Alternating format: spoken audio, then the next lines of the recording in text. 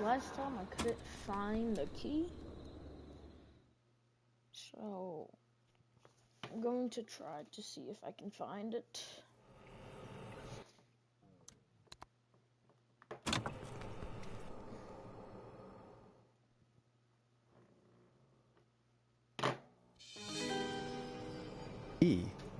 Was this always here?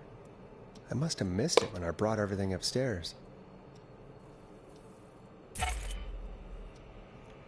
Basement storage.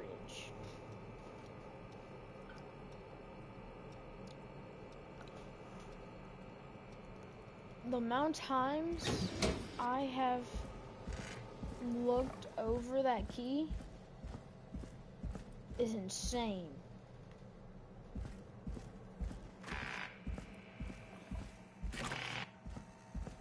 Hey, Forrest!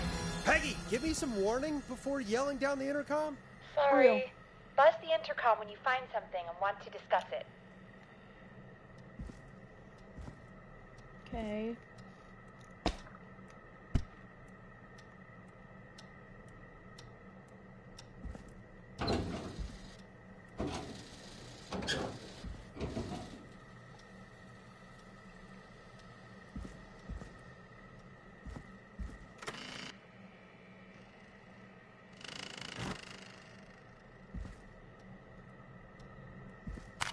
Peggy, I've found a tape and a map down here. A map of what?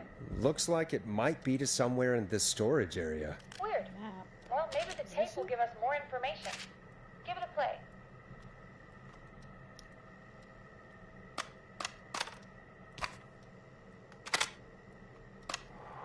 George Barrow, 1968.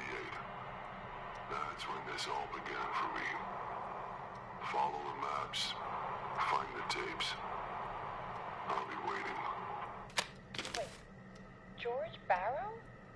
We all heard that he drowned after a night out drinking. Was it actually Clive? Has Clive really been the whistling man for that long? He says I need to follow the maps and find the tapes. I guess that's what this map is about. I think we need to see what else is hidden down here. Be careful, Forrest. Keep looking. Buzz the intercom when you found something.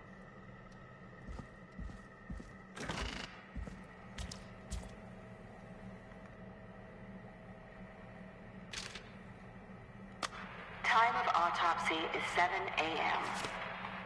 Cause of death is asphyxiation from drowning. The degree of rigor mortis indicates that the subject has been deceased for 5 hours.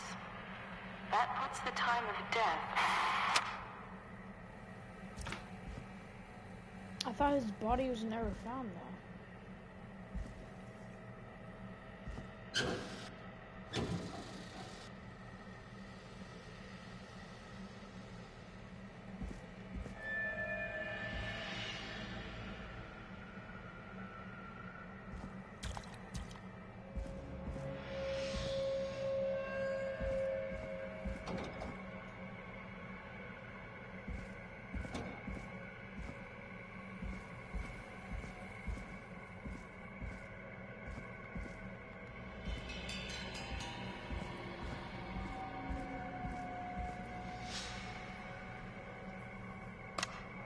If you're listening to this, then I'm probably dead. What the... I'm a man who likes to stay informed. I've got subscriptions to newspapers all over the country. A few weeks ago, I noticed headlines cropping up in those papers, one after the other. Each headline about a murder. Each murder, the death of someone I knew almost 20 years ago. And each one drawing closer to Gallows Creek. Drawing closer to the anniversary.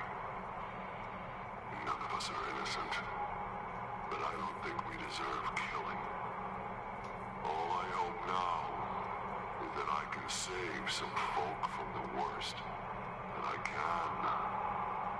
I don't know. Do use something to make up for what I did back then, I guess. I didn't kill anyone, mind you. But that's past mattering.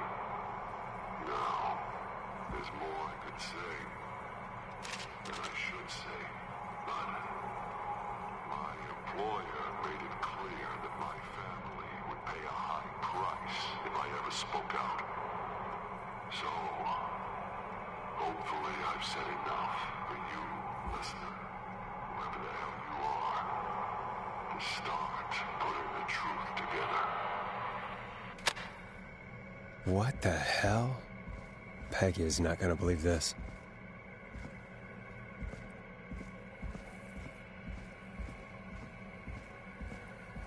Bro, I am shaking from this game. This game is terrifying. Preliminary toxicology results shows no signs of inebriation. However, a high amount of cortisol was found, indicating elevated levels of stress in the immediate moments before death.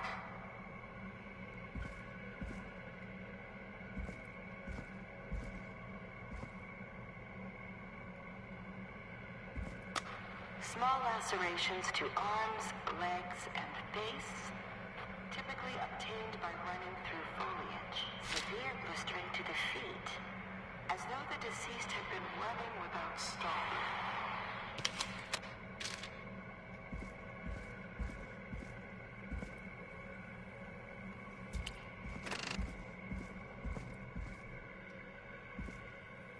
What have you found, Forrest? It's an autopsy tape. Doesn't say for who, but I think it must be for George. Poor George. He was so young. Something's bugging me, Peggy. What do you mean? I swear I recognize the voice of the woman talking on the tape. I just can't place it. Seriously? Do you think you've met her before? I don't know. I mean, I just got here recently. I don't know. Found another tape. It talks more about how George died. What did it say?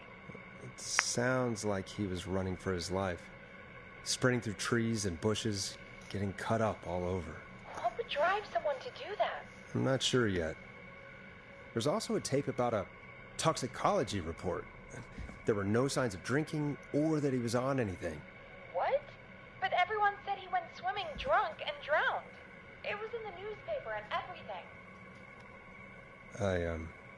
I think I found Clive's last recording. I think Clive might be gone. Gone? I found a confession.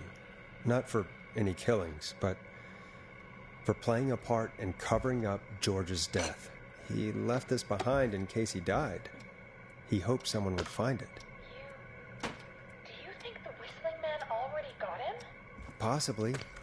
We've had a lot of callers tonight, but maybe not every victim made it to the phone, you know? We don't know how many there really are. Christ, Forrest, that's dark. I know, but Clive said he had read about other murders in other towns, and that the murders were all folks who knew about the incident. And the killings were getting closer to Gallows Creek. He said he wanted to do something good for once. The board in his office. He wasn't tracking people down to kill them. He was tracking them down to save them. Ugh, why didn't he just come out with all of this? He said his employer threatened his family if he spoke out about any of it. His employer? The one who orchestrated the cover-up? Oh, Clive. I'm sorry for thinking you'd killed all those people. Do you think you found everything, Forrest? I think there's got to be more down here. I need to find all the tapes. You think so? How much did Clive hide down there?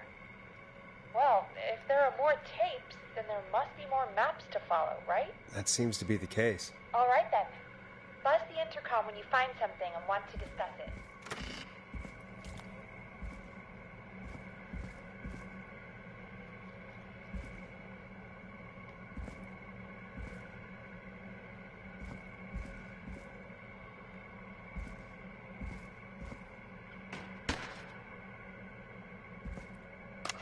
Preliminary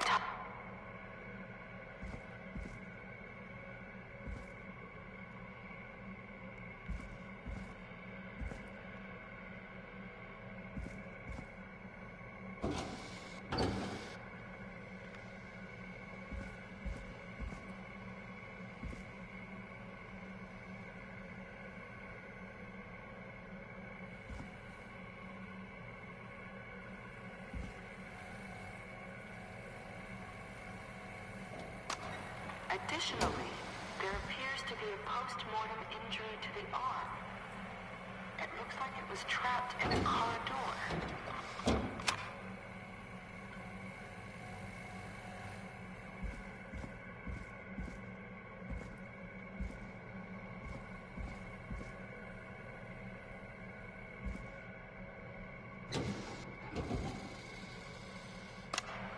It is the coroner's opinion that This the has to be subject important. likely feared for his life and was chased, resulting in a fall from a height into a body of water where he hit his head, was knocked out, and drowned. Following that, he was moved.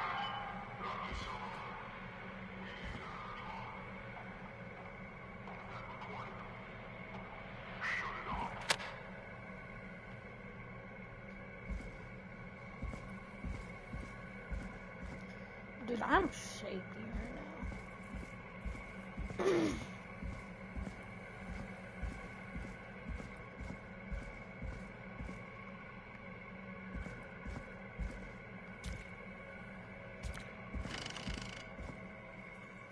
What have you found, Forrest? I found a tape that introduces a new detail to the story. Post-mortem injury. Apparently, his arm got caught in a car door. A car door? Yeah, after he died. How do you suppose they can tell? How can they tell?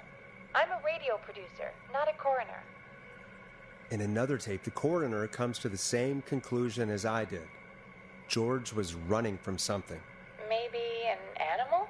Maybe, but then there's this next bit, where the coroner thinks he was moved post-death. Moved the body? How weird. At the end of the tape, someone burst in and demanded the doctor, Dr. Sullivan, to stop recording. Dr. Sullivan. Wait, Virginia Sullivan? She was her caller from earlier. Well, then our caller was involved in a conspiracy around this boy's death. If only she had made it. Then we might have learned more about what's going on. It's okay.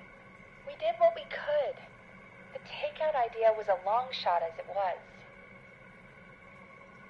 I found a written autopsy report. What does it say? According to that, it's just like you said at the start. George drowned after getting drunk. Said he liked to fight, too. But that contradicts the tape. I know. And I think I know why. There's a note with the report that says, "I'm sorry I made you do this, Virginia." If it was on the autopsy report, then Virginia must be our coroner. Wait, the caller from earlier, when we had to call the takeout restaurants, wasn't her name Virginia? Do you think you found everything? I think so. Forrest, what's going on here? Someone wanted that boy's death to seem like an accident. And they hired Clive to make it look that way. Come back upstairs when you're ready. We need to figure out our next step. From beyond the grave. Thank God you're back, Forrest. Oh, thank God I I've didn't been have to running make out of that stuff wall. to pad our airtime with. Peggy, you working Okay, ready. thank Forrest, God. I'm stressed. I put mean, this really, on the evidence how are we supposed to board. keep a show going with all this happening? You know.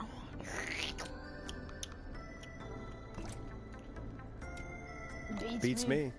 But we gotta do it and we're going I wanna to. listen to You're a song. right. What songs do So- we have? What's the plan now? This. Maybe we could have called Sandra, see what she knew.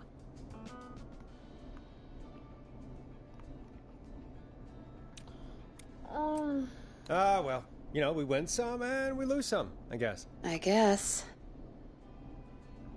Looks like we've got a call coming in. I don't want to pick up a call. Welcome after to all that. 189.16 The Scream, with me, your host, Forrest Nash. Hi, Forrest. I know this Oh, is really out of the blue with Oh, everything no, happening this is tonight. that. But I wondered if you could send a special birthday No. message to Get my ready to cut uncle. him off. No, I don't wanna. Oh, come on! It's his birthday. I won't have a chance to do it again until next year. May as well, Forrest. Fine. What's his name? Thank you, Forrest. He's my Uncle Ronnie. His first name's Peter, but he never liked his name. But since he always had salt and pepper hair, even as a kid, can you believe it? Folks always called Oh him God, here it is. Pepper. Thanks for the history lesson. Is there anything besides happy birthday you would like to say to Mr. Pepper? Oh my God, damn it! Yes! Tell him he can get the best birthday deals and party I packages know here it was at Pony's Ponty, I knew Pizza. it. Starting at just... You son of a bitch! Stop calling us! I knew. Damn it, Peggy, this is your fault. My fault? I said I didn't want to do it. Don't blame me because Brian Ponty can't control himself. Ah. Don't worry. We've already got another caller on the line. Just pick it up, okay? This is 189.16, The Scream. I'm Forrest Nash. You're on the air, caller.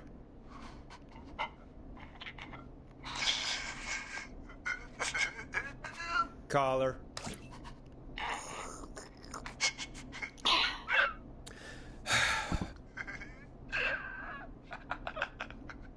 Ponty. Ponty's Pizza always delivers.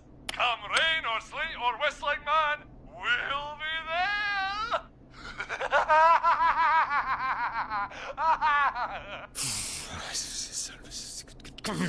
Forrest? Forrest? Are you okay? Forrest? I hope the whistling man gets him with his own pizza slicer. Jesus, Forrest? Sorry. That was too much. It's okay. It's been a high-stress night. Don't worry about him anymore, And you've okay? been locked up in Not that for room, tonight, so you anyway. don't I think he's understand spent for anything. now. We've got another call. Whenever you're ready. I'm gonna kill it. I'm gonna kill Ponty if it's Folks, Ponty. don't spend your money at Ponty's Pizza. That's all I'm going to say about that.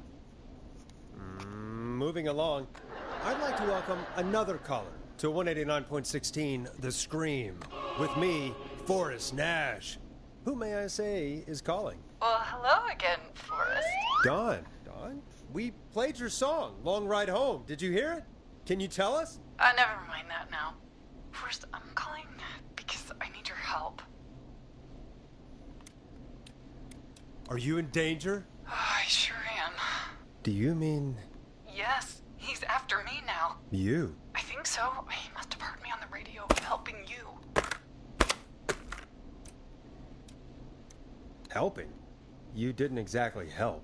Maybe I've been helping more than you know. I was out following a lead, trying to work out who would be next, after Chuck. And what happened? And I started to feel like I was being followed. I came back to my apartment building, but this newfangled security system has me locked out. I need you to help me get inside. Can a neighbor let you in? I only moved in last week. I don't know anybody yet. There's not even a buzzer here, only the keypad for the entry code. There's a thing I called need that code to get inside. Which apartment block do you live in? Maybe one of our listeners lives there too. It's the new Woodside apartment building between the town hall and the trailer park, but I doubt any of your listeners live there. I don't have many neighbors. Sounds like a prime piece of real estate. Sound really carries at night. Shit.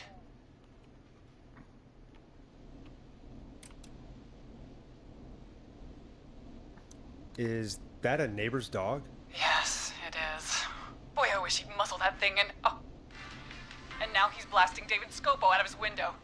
This night can't get any... The whistling man. He's coming down the street. I don't think he's seen me yet. Forrest, please. I need your help. I need the code for that security system, or I'm gonna die.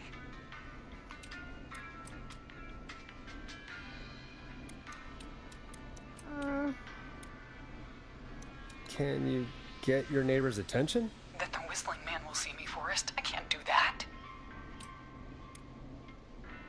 What's the name of the security system? There's a sticker on the box. It says Starling Security 4000. There's a keypad, and it looks like it wants a 6-digit number.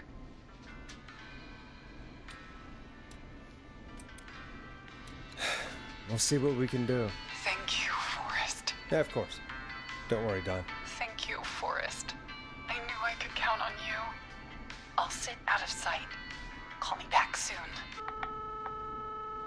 All right, folks. Here's a little tune for you all to enjoy while I try to break Dawn into her apartment.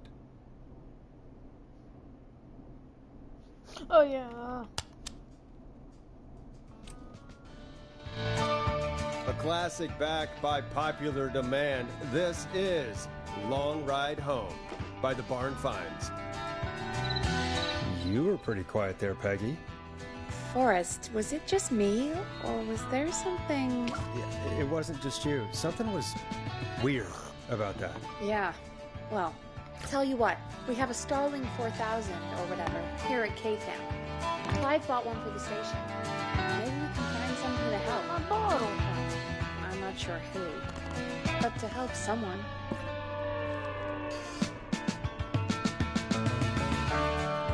Okay, so she's locked out of the Woodside Apartments, and somewhere, Clive probably has the papers for the Starling 4000.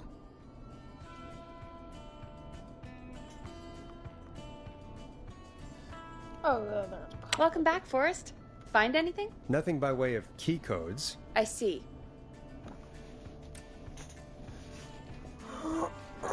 Any ideas, Peggy? Dawn says she's stuck outside the Woodside Apartments with the whistling man nearby. She's locked out because of some new security system. Yeah, the Starling 4000. Right, and we had the same security system delivered here.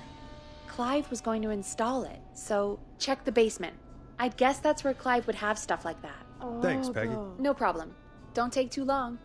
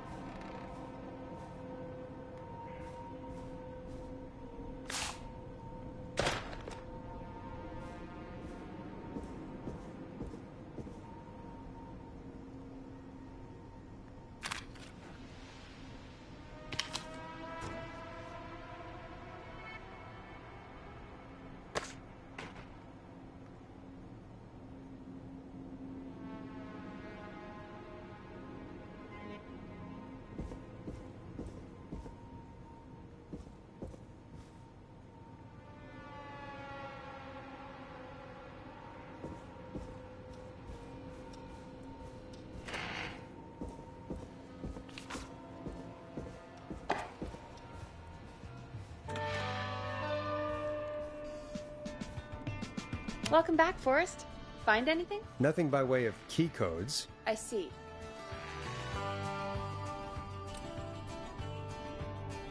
Any ideas, Peggy? Dawn says she's stuck outside the Woodside Apartments with the whistling man nearby. She's locked out because of some new security system. Yeah, the Starling 4000. Right. And we had the same security system delivered here. Clive was going to install it, so check the basement. I'd guess that's where Clive would have stuff like that. Thanks, Peggy. No problem. Don't take too long.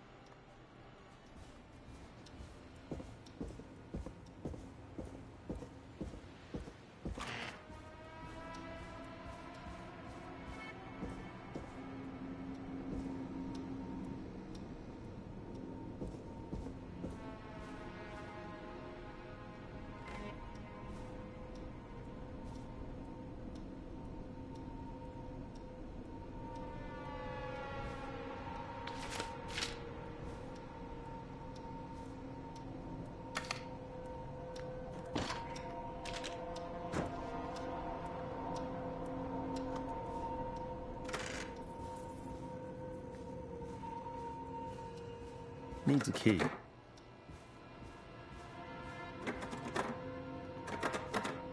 I'm not getting in there tonight.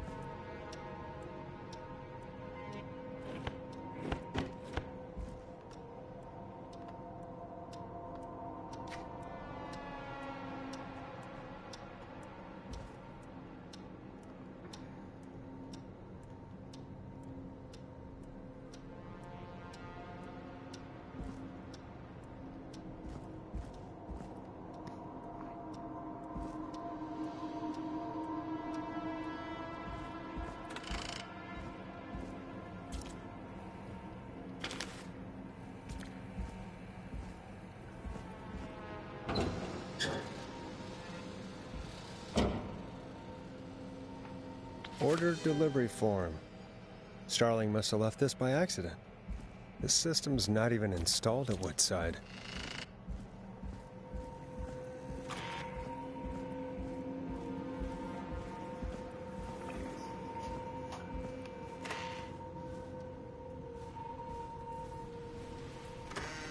Okay, well, at least I found something. A delivery note.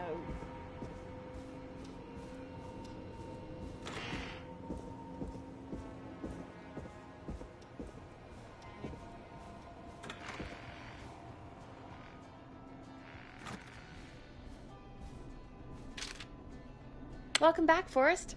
Find anything? Nothing by way of key codes. I see. I'll go back and look again. Don't be too long. Okay, so that's nothing.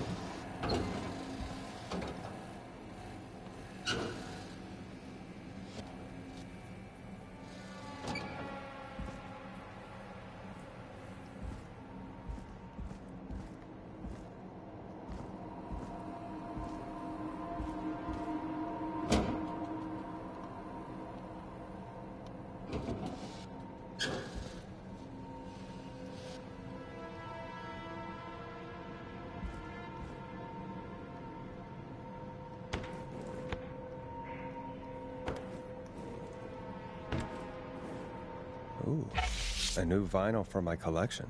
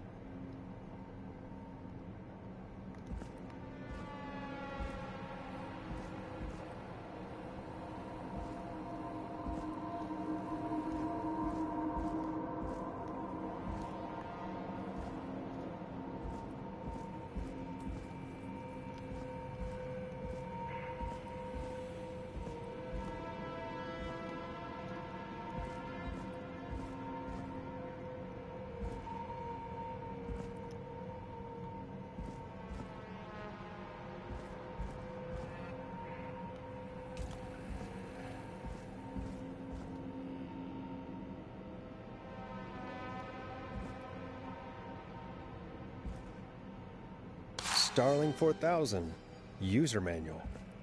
Ah, these codes should come in handy.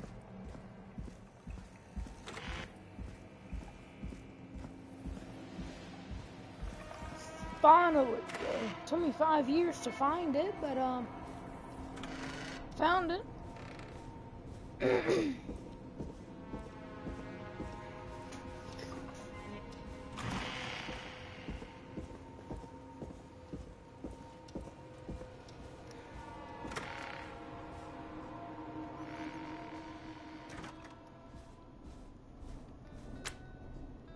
Welcome back, Forrest. Find anything? The Starling 4000 security manual. It's got a bunch of codes. Good. And I also... And did you find anything else? I saw a list of everyone else who bought the Starling 4000. Know who was on there? Oh my god. Roller Ricky! Do you think we should give him a call? Is that crazy? Roller Ricky. I don't know what you'd say, but... No, not Roller Ricky. That might be a good idea. No. Okay, one moment. No, not Roller I got the number Ricky. here. No, not Roller Ricky. Patching you through.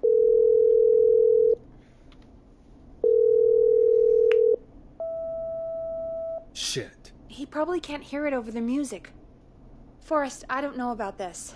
This is super weird. Just put me through to Don. I'll take care of this one way or another. Okay, if you say so. Line 1, whenever you're ready. Okay, at least Roller Ricky is okay. Don, are you there? This is Forrest Nash from 189.16, The Stream. Oh, thank God you're back. I'm so afraid. What's the code to the gate? Let's see. What's the call?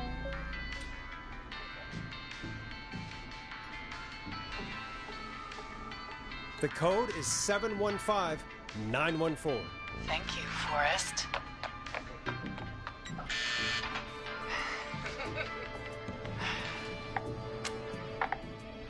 Forrest, what did we do? I don't know, actually. Guess we'll find out. Forrest, there's another call coming in. Evening, caller. You're live on... Forrest! The psycho's somewhere in the roller rink, dude. No. I just saw a shadow. Goddamn, how do you even get in? Oh. You gotta help me, man. Forrest. Not Roller Ricky. No! Come back! I can't find my rifle, man. Oh. I don't want to hurt anybody, but I can't let anything happen to Maxie! Maxie! Maxie! You didn't do anything wrong!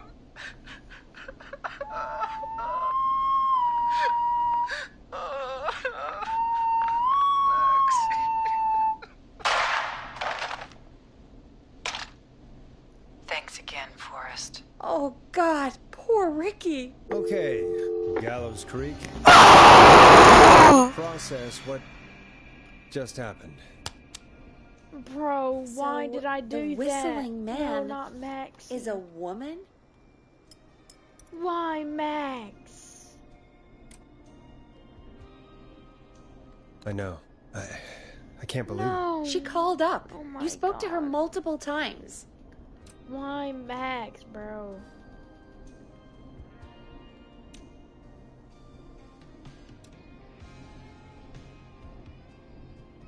I knew she wasn't right. Is that right, Sherlock? Why do you think she requested that song?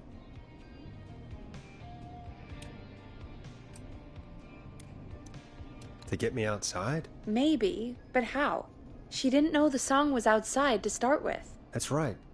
She never actually attacked me out there. So? What now? I guess I should make an announcement. We do have new info. Okay, kill the music and you can make the announcement. Okay, you're live in 3, 2... Hey folks, this is Forrest Nash here. I hope you're all safely locked inside. For those of you listening to that last call, you might be wondering what to make of it all. Here's our take.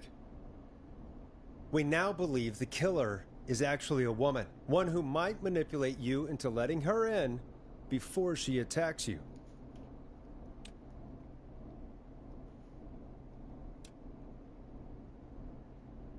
We're neighbors. Look out for each other and stay safe. The killer was calling themselves Dawn. I don't like this game no more. This could be a fake name. If anyone needs help or you have info on the killer, please call in. You folks have my new number, right? It's 911. Hopefully, our next caller can help shed some light on our killer. Hey, we had a call come in. Okay, folks, time to take a call. This is Forrest Nash, and you're listening. Please help me. My name is Casey Moore. I'm at 25 Nancy Drive. My best friend's been stabbed. He's bleeding everywhere. I don't know what to do. Please help me. Is he still breathing? Yeah, but he's bleeding out fast. I really need help. Please. Take a breath. I'm We went not out a of the medic. reservoir. We were heading back to his place when we heard this whistling all of a sudden. He just started freaking out.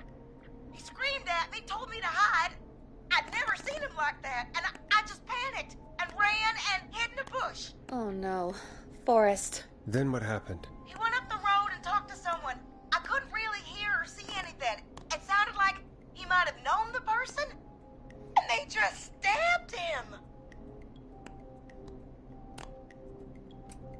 Casey, was he talking to a woman? I don't know. They had a mask and wore all black. That's all I know. Please, we need help here. I'll get you help, but I need to know. Where did the masked person go? They left. They left him to bleed out. I waited until they were gone, then dragged him into the garage and called 911. Wait, why didn't she make sure he was dead? I don't know. I think I heard them say something like, "It's not so funny now, is it?" Before they left, but please, he needs to get to the hospital. I can't drive, so we need an ambulance. Forrest, the ambulance was destroyed in the explosion at the gas station. You should get all the info you can.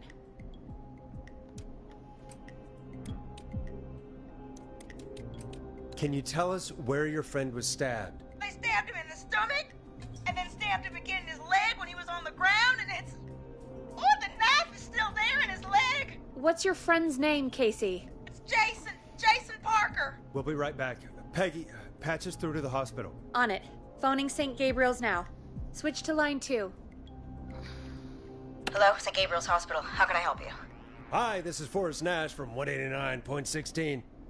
We have a stab victim at 25 Nancy Drive named Jason Parker. He's been stabbed in the stomach and the leg. He's bleeding heavily. Oh, God, I'm sorry. But the ambulance is... well, you know. I know, but please, we need something, or he's going to die. Forrest, Listen, you're going to have to get him here. We need to see him, and we can't get there ourselves right now. We don't have any way to drive him right now. And even if we did, he's bleeding out fast. All right, listen. We need to buy him time to get here. That means stopping the blood first, and then finding someone to stabilize him. To stabilize him, you really need someone with first aid training. Do either of you have any? No. Me neither. Damn it. I'm really sorry about this, but I have other patients who can't wait. All I can do is talk you through the procedure as quick as I can, and then leave the rest to you. You think you can handle that? Hit me. I'm sure we can handle it. Okay, from the top. If he's bleeding out, then you need to get him comfortable and try to stem the bleeding. Lay him down. Apply continuous pressure directly to the affected areas. When the bleeding slows, get a clean cloth of some kind and hold it over the wounds. Get them comfortable. Apply pressure. Clean cloths when slowed. Got it. I think. You said he was stabbed, right? If the object he was stabbed with is still in him, don't take it out. It's stopping the worst of the bleeding right now. If anything, you should secure it so it stays where it is. I wouldn't have thought of that. It makes sense, though. God, that was a lot of info. But I think we can handle this. Glad you got it so far, because there's more to go. What? I'm still with you, Doc. What else do we need to know? If he's lost a lot of blood, he may enter shock. If he does, act fast. If you applied a cloth and it's bleeding through, don't remove it. Just apply another on top of it. If it's safe, elevate his legs to get blood circulating to his vital organs. Try to keep him warm. Get him to rest and reassure him. We need the patient to stay calm. All right, don't replace bandages, elevate his legs, keep him warm and calm. This is a lot. I'm really sorry. That's as much as I can give you right now. Put that other Try to stop the bleeding. one ring Find on it. someone to get him stabilized and get him here as quick as you can. Good luck. All right, Forrest. Casey's still on line 1. Hello? Hello? Forrest, are you there?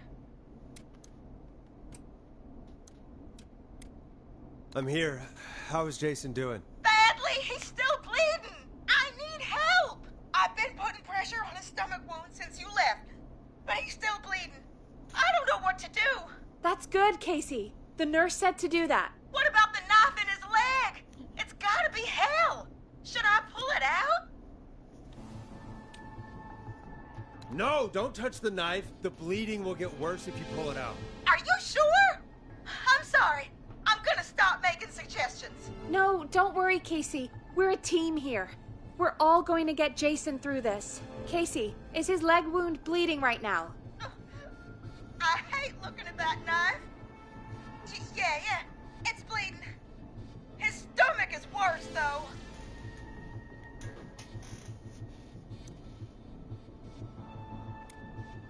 I think we need to secure the knife so it doesn't move around. Do you have anything you can tie around it? Yeah. There's some laundry piled up on top of the dryer, some cloths on the hood of the car, and what else? I guess I've got my jacket.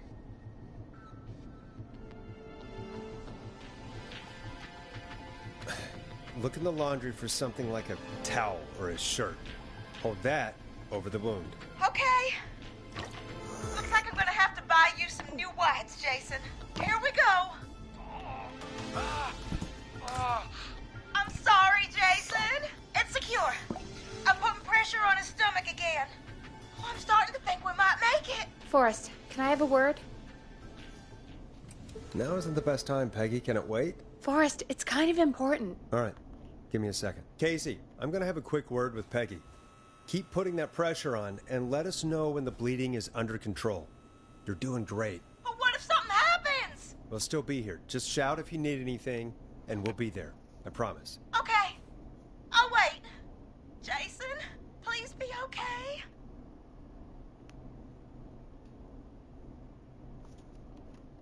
What's up, Peggy? We can't stay on the line with her all night. Dawn is still out there. What if other people need us? You're right. She's probably on her way to her next target right now. Exactly. And you heard the nurse. We need someone there with training who can stabilize him. He's got to get to the hospital somehow. Any suggestions, Peggy? I might. A little before you started working here, KFAM did a mandatory first aid training course. Me and Karen missed it because we were away on a producer getaway. You skipped it, didn't you? Never mind. So, how does KFAM's first aid course help us? Casey said they're at 25 Nancy Drive, right? Yeah? Why? They put up a bunch of cheap houses around there about 10 years ago. So a bunch of people here at the station live around there. Do you think any of them could help Casey and Jason? Probably, but I don't know who lives there. And since I missed the training day, I don't know who knows first aid. Could you call them and ask? I don't know everybody's numbers. I've only ever called Karen. Everybody's personnel info is probably in Reggie's office. Got it. I'll look through their files in Reggie's office. It's a life or death situation. I'm sure they won't mind. Right. But there are a couple of problems with that.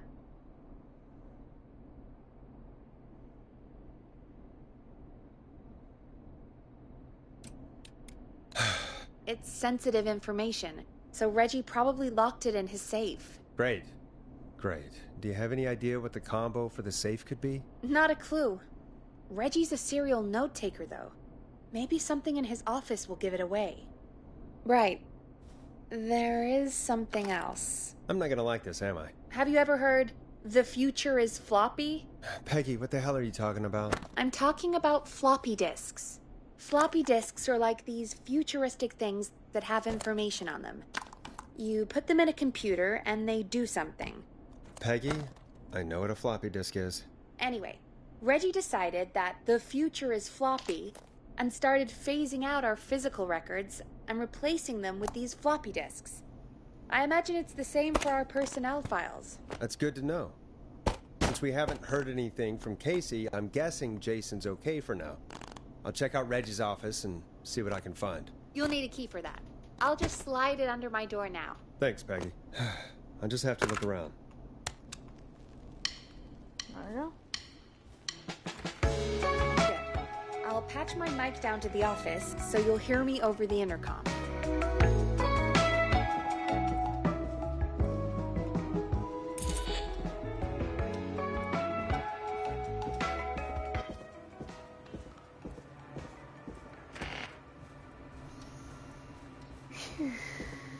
Here we go.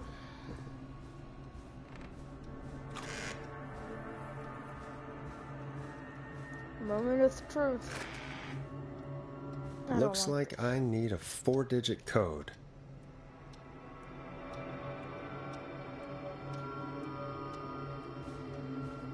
I was a 4-digit code, where would I be? If I was a 4-digit code.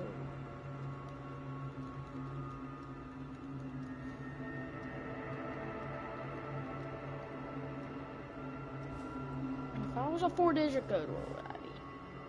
Wait. 1987? Keep that in mind. That could be it, 1987.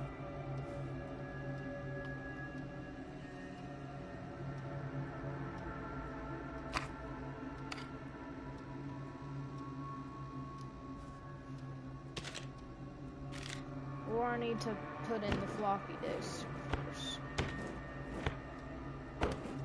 Oh! There we go. How do you insert one of these?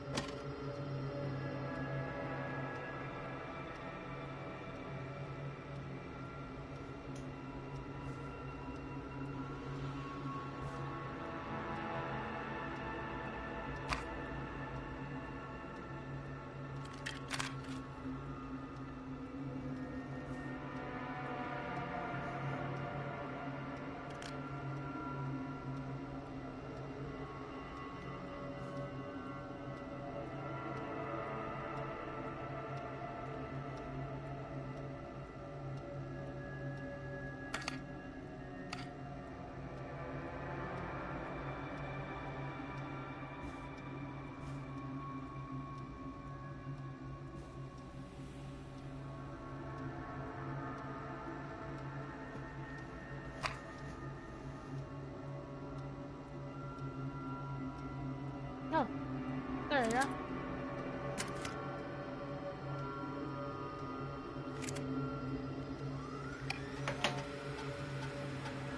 Could this be it?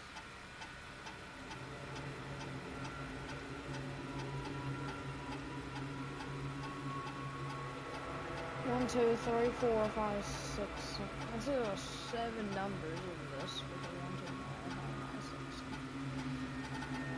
8. There's actually 8.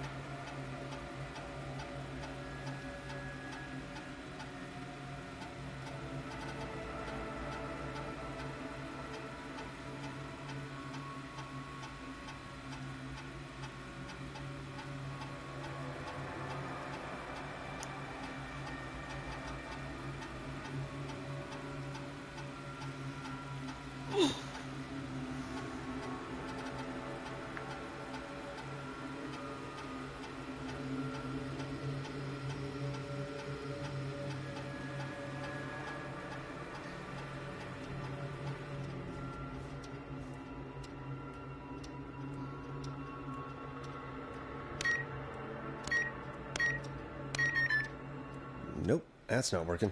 Must be something else.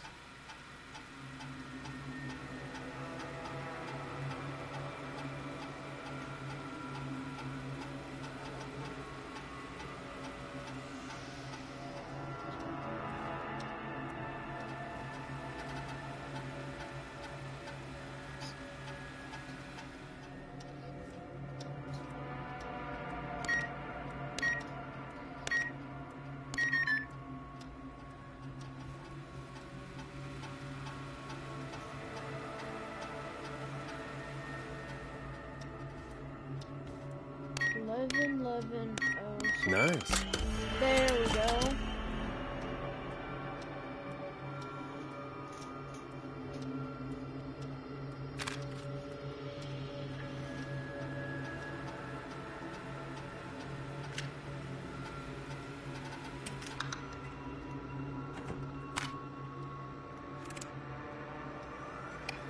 Get a load of this, Peggy.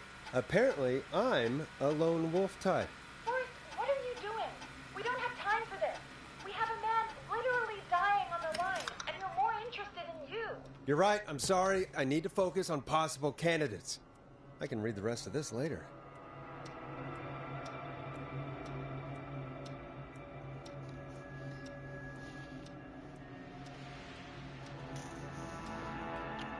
What do we need? Hedges John?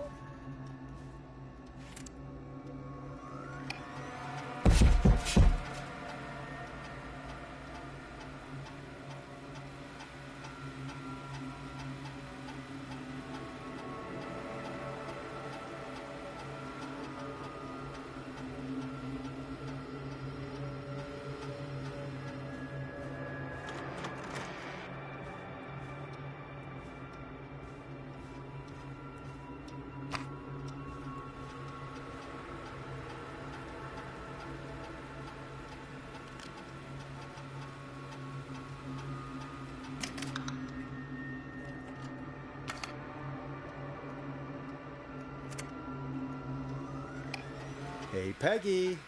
I think Reggie's on to you and Karen. Maybe don't bring those little drink umbrellas into work for a while. What?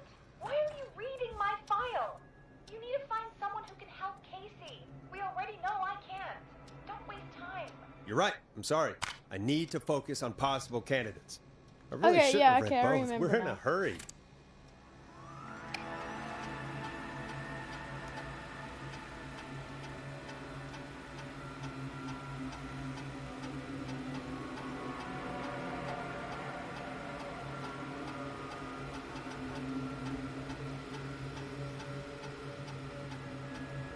Okay, Barbara is out of the question. She sucks. Who's this again?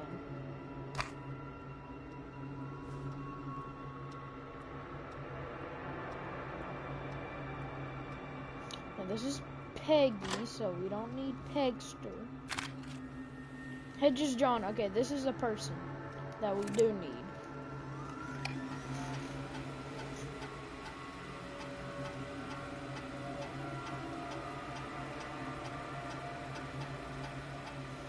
Right now, I think it's John because he was a war military medic. So put that right there. Karen, no, we don't need that. Carter, Brad.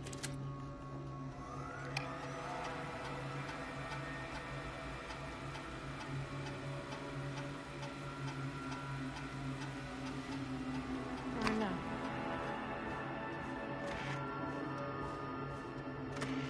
No, that's the basement. Don't want to go back in.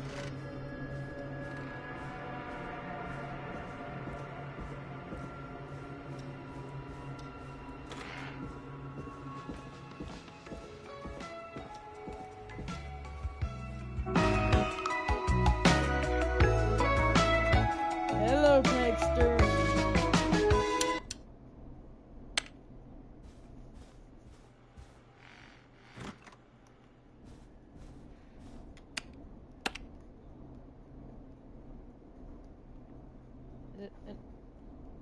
Is this not it?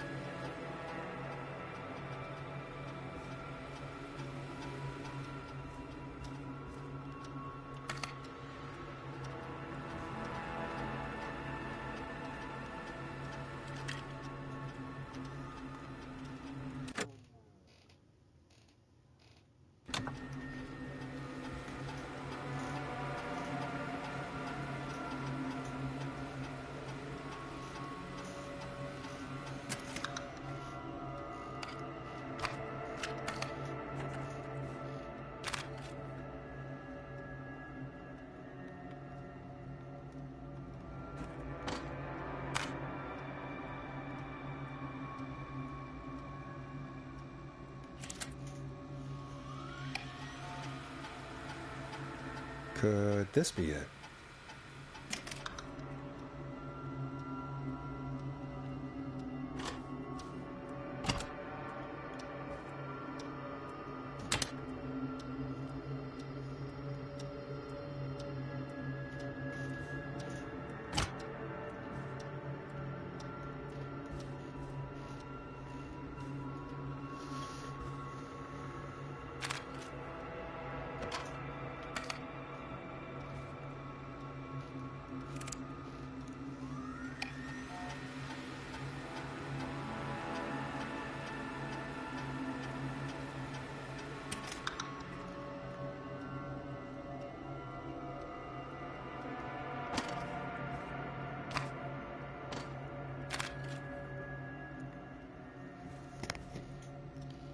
Oh, Hey, Peggy, you there? Yeah, I'm here.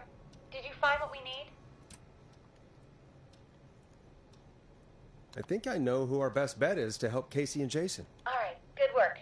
Who should I... Hello? Is anybody there? Please pick up. Casey, I'm here. What's wrong? Jason started going pale. I tried to get him to rest, but he just threw up everywhere. What's happening? What do I do?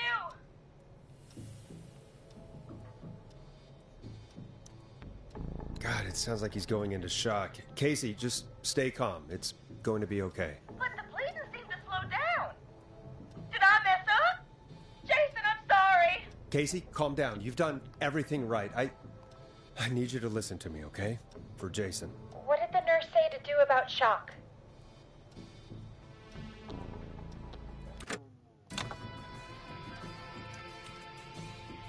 Casey, I need you to prop Jason up. We need to raise his wounds. Both of his wounds? What? No.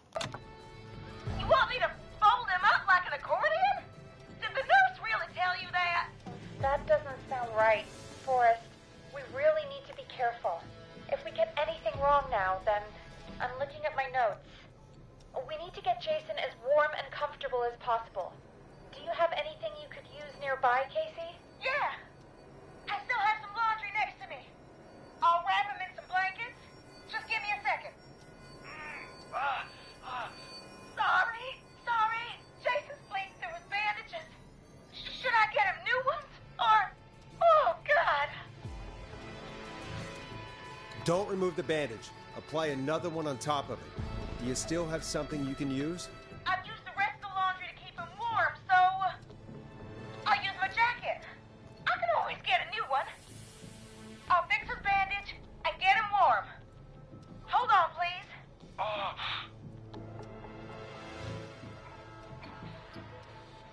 Sorry. I'm done. You're gonna be okay, Jason. Just relax now, okay? Sorry. I'm scared. He's not doing well. Is he gonna... Jason is going to be fine. Just make sure he knows he's going to be okay, okay? Okay. Please, I can't give him what he needs. Please, help. I can't lose him. All right, Forrest, we need to hurry. Jason doesn't sound like he's doing too well. You said you knew who to call earlier? Who was it? We need to call John Hedges. He lives on Nancy Drive. He didn't really participate in the first aid training, but he's a former war medic. He's probably the most trained person we have. Really? I never really spoke to him before. A war medic, huh? Yeah, and according to Reggie's notes, John keeps all of his old equipment at his house. He's something of a hoarder. All right. What's his number? 542-0735.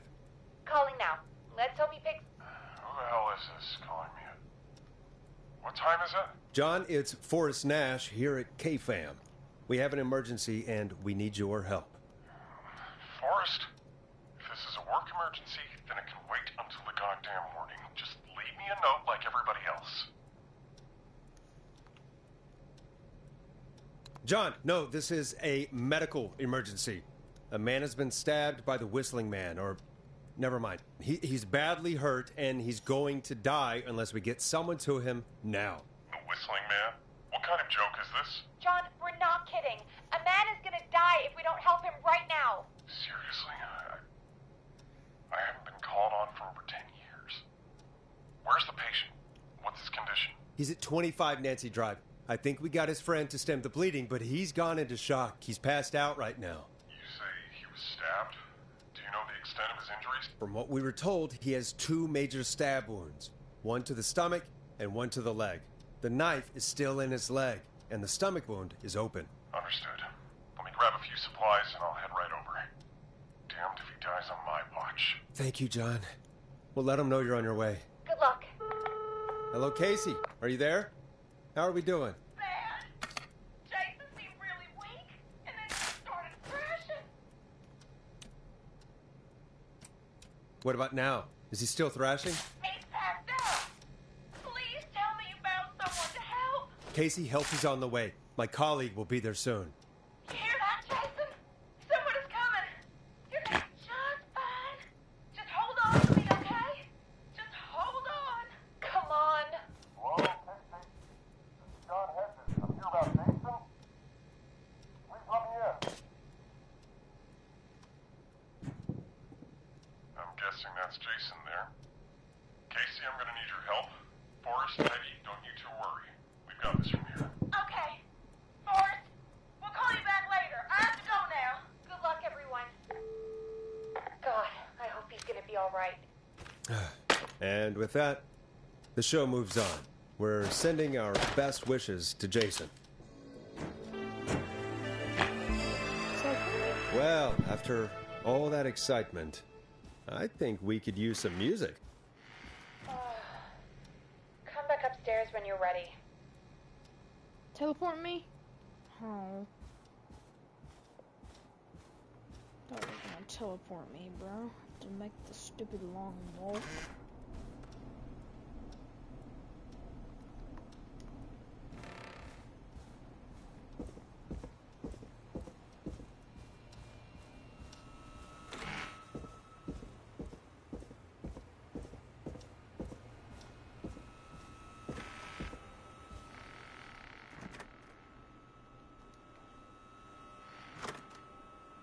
Door.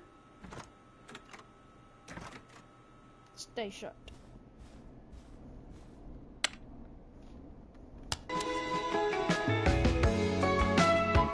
Listen in to this next track from Late Night Lurkers, if you dare.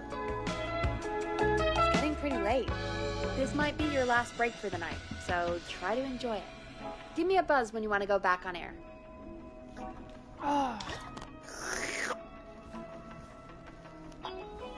I haven't played basketball in a while.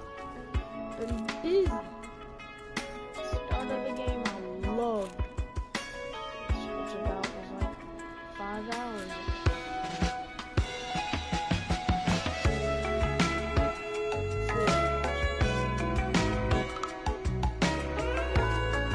Okay. Not ready yet. Time for... This was the first one we listened to. Come on, please!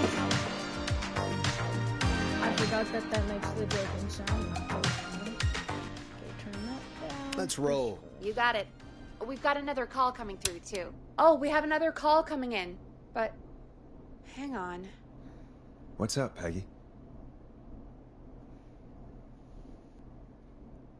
Peggy? You're gonna want to take this call off the air. Who is it? Just do it. All right, folks, it's time for another track. Here's one to help you sit back and relax. We'll be right back after this. I want to play the new one that we got. Coming up for your listening pleasure, It's Caged Tiger with their single, One Last Goodbye. I hope this is good news, Peggy. Who have we got? Find out for yourself on line 1. Oh, no. Hello? Forrest! I'm glad I got back Oh, through you. yes! Sounds like it's been a busy night, huh? Surprise! It's Leslie, our 911 operator, leading the charge from Henderson to come save us. It's so good to hear from you. Are you okay? We're doing okay. Sarah and I are both happy to be headed back home. We're happy to have you too. Wait, Sarah? Oh, yeah, I mean Deputy Martinez. Anyway, we got back into radio range a little while ago. We've been listening in, but haven't been able to get through until now. Ever since you found Sheriff Matthews, it's only gotten worse. It's been a long night. Well, it shouldn't be too much longer now. I'm glad I got through to you. I wanted to let you all know what's going on. I made it to Henderson. Turns out somebody had cut the phone lines, and they had no idea what was happening. After I told them, well, their sheriff sent a goddamn squad back with me to stop this. That's great news. That's crazy about the phone lines, though. Do you think the Whistling Man cut them? I'm guessing so. I don't know how the Whistling Man did it. But that doesn't matter right now. Listen, we're coming in hot, but we need your help. I know Gallows Creek isn't a big town, but if we don't know where the Whistling Man is, we can't get him. Her. That's where you come in.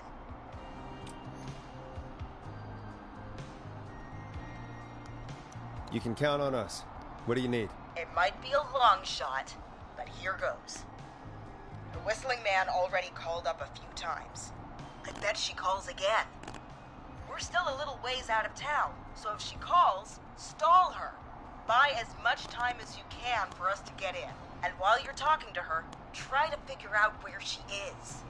We'll be listening in, so once her location is known, we'll head straight there and end this nightmare. I'll do my best. I know you will. Heck, I can see the headlines now. Forrest Nash's interview of a lifetime. Anyway, I'll radio the other cars and tell them the plan is a go. Hopefully the next time I see you, it'll be with our killer behind bars. Take care now. We'll see you soon, Leslie. Oh, thank God. It sounds like this is almost over. We're nearly through this. I hope you're right. The sooner this is over, the better. I am right. Trust me. Anyway, we should get you back on air. Taking callers is the only way to see this through. When you're ready, shut the music off. Bringing you back live now. Welcome back to The Scream with me, Forrest Nash. The line is lit up, but before I get to our next caller, I just want to say, things are looking up. It's almost over. But for now, let's bring in our next caller. Evening, caller. This is Forrest Nash. Hello, Forrest. This is John Hedges. I'm here with Casey. I wanted to give you an update on Jason. John! Is he gonna be okay? He's a fighter. He'll be fine. We've got him stabilized and resting in a bed. We're preparing to move him to the hospital. Thank you so much. If you hadn't been there, then... God, I don't even want to think about what would have happened. Of course, Casey. We're just happy he's okay. John, Casey, you two did all the work. Tell Jason to get well soon from us, whenever he's up for it. Well, why don't you tell him yourself? Evidence. Is this Forrest? Jason Lewis. Jason! We meet at last. It's good to hear you, Jason. How are you? Oh, well, you know. I've got a hole in my stomach, and there's a knife in my leg, but John gave me something to take the edge off. So, I might feel even better than either of you. Oh. Take it easy until you get to St. Gabriel's. I will. But, before that, I needed to call you. I'm guessing the Whistling Man is still out there? Yep. As far as we know, anyway. I was worried you'd say that. God damn it. Actually, I'm glad you called. I wanted to talk to you about what happened earlier. Go for it. Casey said when you were attacked, your assailant said something like, "It's not so funny now." Do you know what they meant? I do. And I've heard that voice every day in my head for almost 20 years. Every day. Does the killer live in Gallows Creek? No. Not exactly. Hey, guys, I'm really sorry, but there's a call on the other line. I just need to make sure we don't have another situation brewing. You fill Jason in on what happened. I'll be right back. Forrest, have you ever heard of somebody called George Barrow? The boy who drowned? Sounds like everything's finally coming out now. It's been tough to hold it all in. Sounds like you've been holding back about something awful, Jason. I'm part of the reason my best friend is dead, Forrest. And the few who knew about it said if I ever said anything, I'd find myself in jail. For a long time. It was hell. And then the town just moved on. Like he'd never existed. What happened that night? I went along with the stupid prank, that's what. Whistling night. Some of the guys on the football team had an idea for a way we could haze the newcomers. Decided to plan a party in the woods and have the Whistling Man crash it. It was stupid. We each had a role. I was the stabbed friend. At the party that night, I left the group for a second. Met our Whistling Man. Pretended to get stabbed in front of everyone. Started an almighty panic. Those screams. That was the last time I saw or heard George alive. How did George die, Jason? I don't know. I was playing dead. But when I heard her scream... Her? Yeah. George's girl. Do you remember who she was? Yeah. He called her B. I heard her again tonight, Forrest. Her name was... What? What happened? Are we still on air? No, we're not. Seems like the power is That scared me. How do we get it back on? I don't, we can use the emergency generator down in the basement. Reggie picked it up a while ago in case you ever needed to do an emergency broadcast. An emergency broadcast? Emergency? You know, nuclear war, alien attack, broadcasting a serial killer's location to the cops so we can end this nightmare. Fair point. It's in the storage area in the far back corner, up on the wall. You might have spotted it earlier when you were digging around for all those tapes. I did. It's a big red button. Just press that. I'll see you when you're back. Turn me on some Eminem.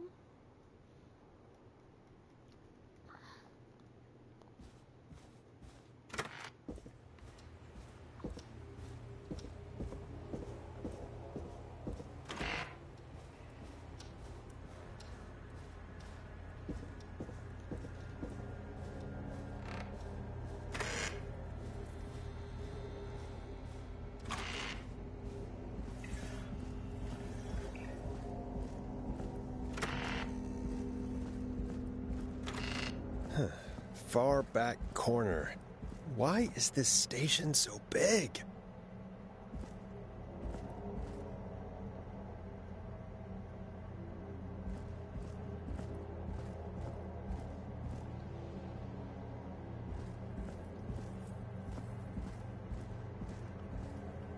That must be it.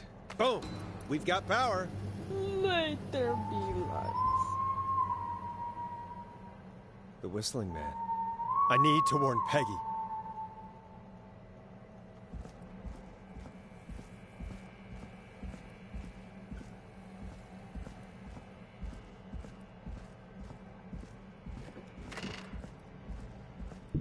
Peggy, are you there? Are you... Peggy? I need to get back upstairs. Oh my god, he might have got to Peggy already. Peg better be alive, bro.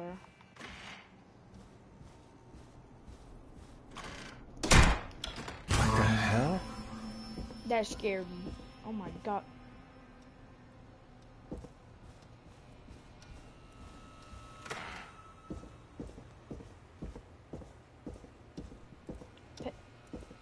There's... Oh no. Peggy! Where'd you go? Oh, no. Bro. Oh, God. No way. This can't be happening.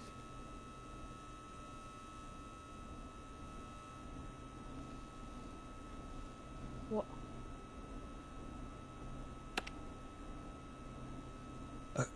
A call. Where's Peggy, Don? Have some patience, Forrest. It's almost the end of the night. Almost the end of the show. But it's not over just yet. Got a little time still. So let's make the most of it. What do you mean? Make the most of it how? Well... Huh? I thought we'd end tonight's Whistling Man special with a special guest. The one who started it all. Oh, let me take that out of your mouth and... You crazy bitch! Oh. Let me go! Welcome to the air, Mr. Teddy Gallows Jr. Wait. It's all gonna come out tonight, Teddy. Your daddy and his money saved you 20 years ago. But even if he crawled out of his coffin with all the money in the world... Wait. Where the hell is Teddy?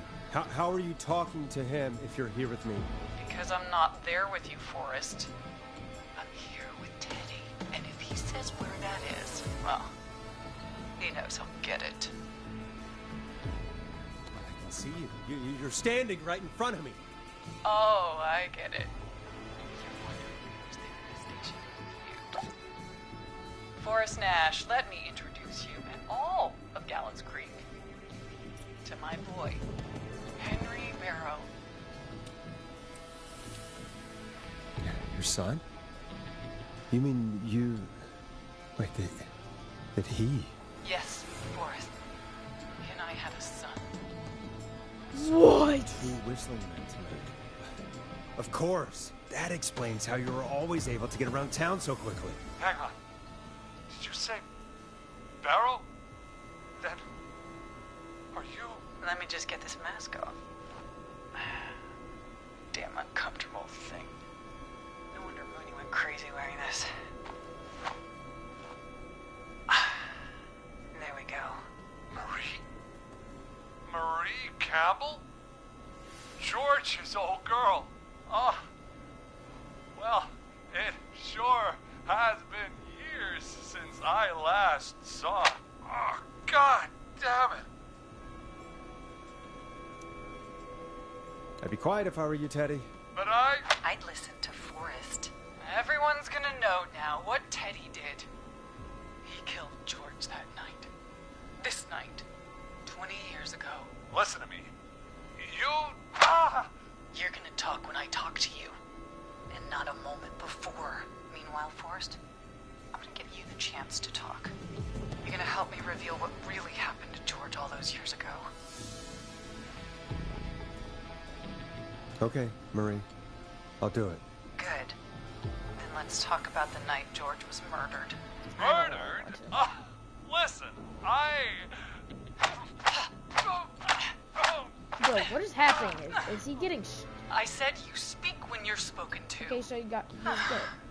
Now, I know you've done some good work tonight in piecing together what happened to George 20 years ago, and that's why I want you to interview us.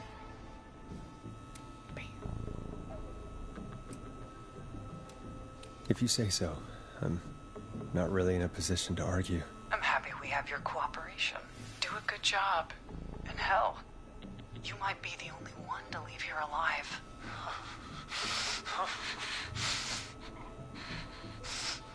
I need to drag this out. If I can buy Leslie time to get back to Gallows Creek, and if I can find out where Marie is, then this can end. Teddy, we'll start with you. Just, talk me through what happened that night. How did it start? how would I know? It was 20 years ago. Hit him again, Marie. Oh, what the hell? God damn it. Okay. Our first team party was coming up. And when I saw the date it was scheduled for, I had an idea for a way we could prank the new guys.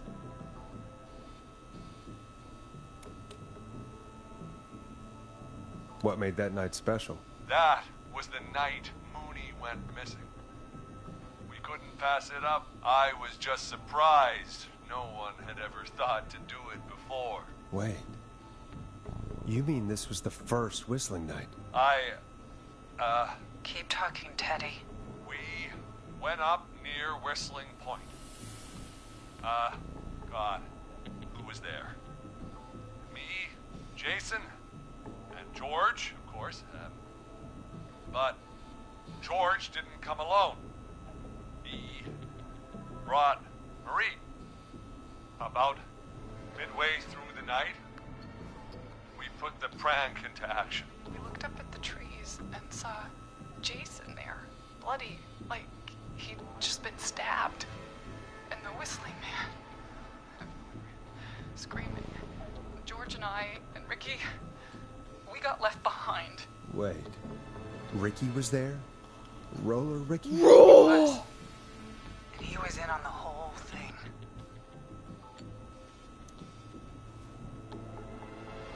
Is that true, Teddy? Did you tell him? What? No, he... You two were as close as anybody. I don't believe for a second you didn't tell him. Ricky told us. If he just told us, he and George would both be alive still.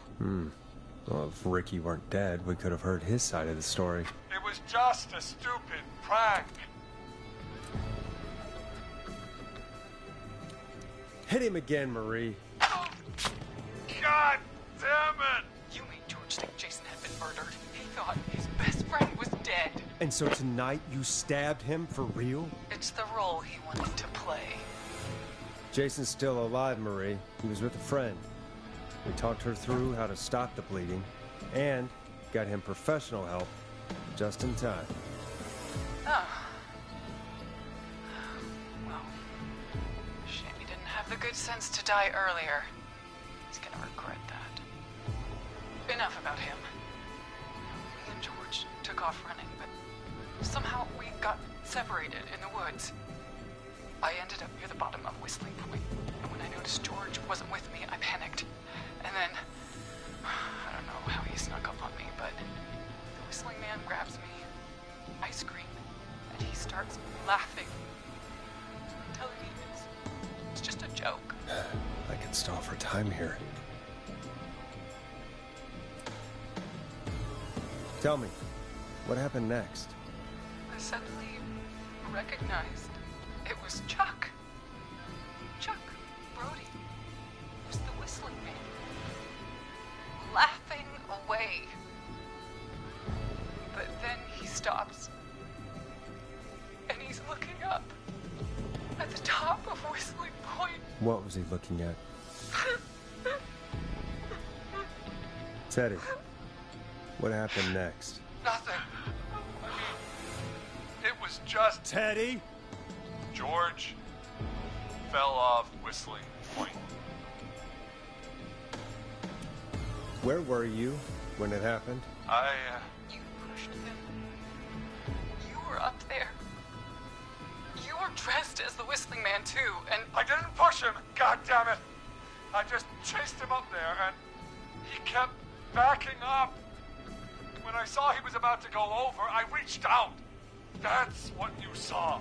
You liar. It's not my fault. He didn't know it was a joke. If he'd had any brains, Oh, he God, would yep. have realized. Ugh, you bitch. No one's going to believe this. After all you did.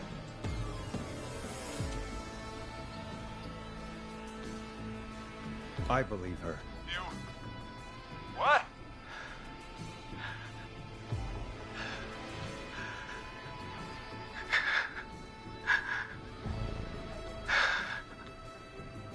Why else cover it up? My future was at stake, Ash. You know what it's like. People like us are bred for bigger things. I'm going to be mayor of this town, of course. And then governor. And then, who knows? What happened that night was tragic. It should never have happened. but it was a mistake. It was just a stupid joke gone wrong. So my father sent Clive out to clean it up. Why should a blip ruin my future? George was a blip?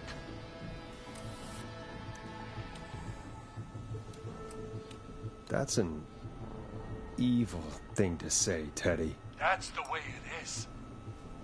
My father agreed with me. You never found his body, Marie? I looked all night. Jogger found him the next morning, washed up on the river. Instead of telling the truth, she lied. She said she found him in the reservoir. Our jazz runner, Sandra Sharp.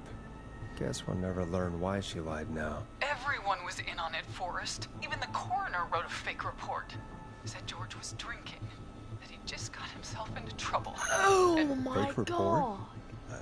I only heard the So tapes. You'd be disgusted by it. If Dr. Sullivan had survived, then maybe... There's no excuse for what she did, Forrest. I did my part. I tried everything I could think of. I even went to the newspaper, but no. That coward killed the story. But Maurice Russell is dead now.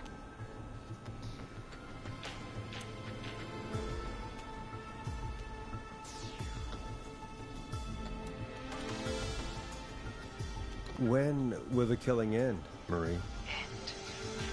When does it end? You can't kill the world. This has to stop sometime. It has to. Never should have started. He shouldn't have pushed my George off the cliff. He should have been punished. It's coming to a stop. At least for now. Here, where George and I first met, before he joined the football team, was right after he shot the winning throw. Wait a sec. You're at the football field. Jesus Christ! Forrest, you idiot! We're in the gym at Gallows Creek High! I told you not to do that. Wait! He's dead too now, isn't he? He is. Anyway, I think that about wraps up the interview with Teddy. So... Marie? Where? Oh my god. Peggy! Teddy! Peggy.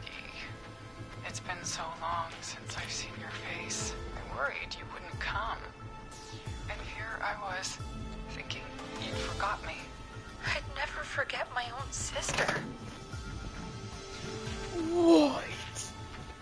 Forrest seems lost for words when I explain. Peggy? Earlier, while you were speaking to Jason, I got a call. You remember? Well, it was from Dawn. She said that my sister Marie was there that night George died. And that I should come to the gym for a reunion. And when you walked in, you found out. That my sister is the Whistling Man. Good to see you too, Peggy. Why didn't you tell me any of this? She said that it was my last chance to see my sister. I knew if I told you, you'd try to stop me or come with me when we need you on the radio. And I just... I'm sorry. This has to be a lot for you. I just... What happened to you, Marie? You just disappeared one day. Disappeared? I was thrown out, Peggy. Just I like that begged jam. Mom and Dad to do something about what happened that night. But did they care? No. They told me to stay quiet. They only cared when they learned I'd been with George. And Why is he looking at me right there? Marie, I'm ready, so pow! sorry. I never knew. it's not your fault. Really, it's Mom and Dad I should be seeing right now. But since they're dead and gone, well, I'll have to settle for the next best thing. Next best thing? Do you mean... Someone has to pay for what they did. Marie, please.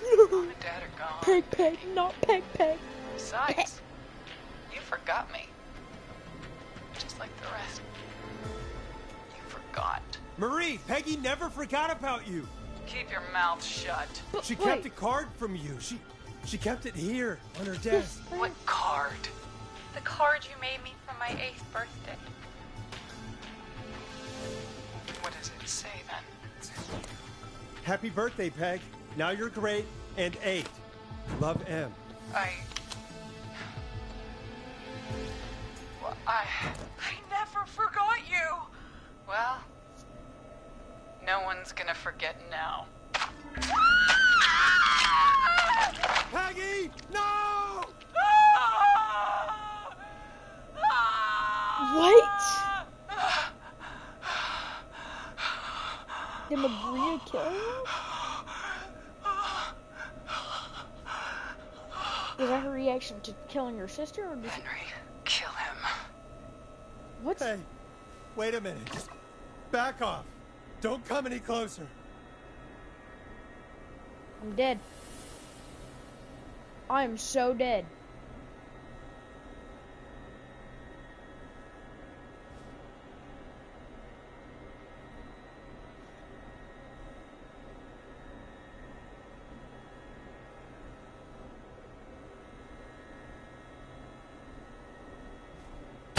No!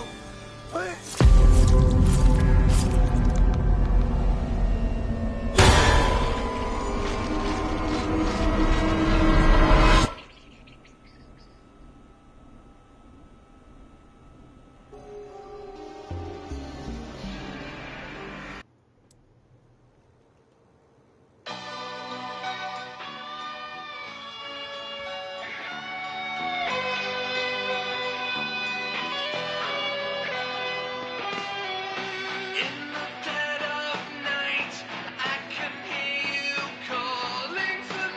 Like, Peggy could have lived?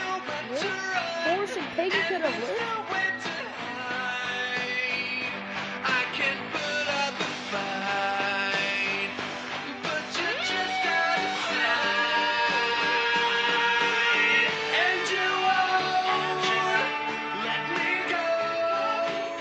Okay, this...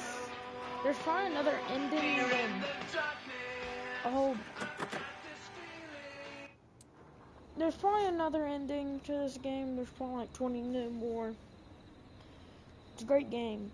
Recommended 8.5. That's Killer Shrinkinson. Took me about 5 hours to beat. Pretty good game. This is Blaze.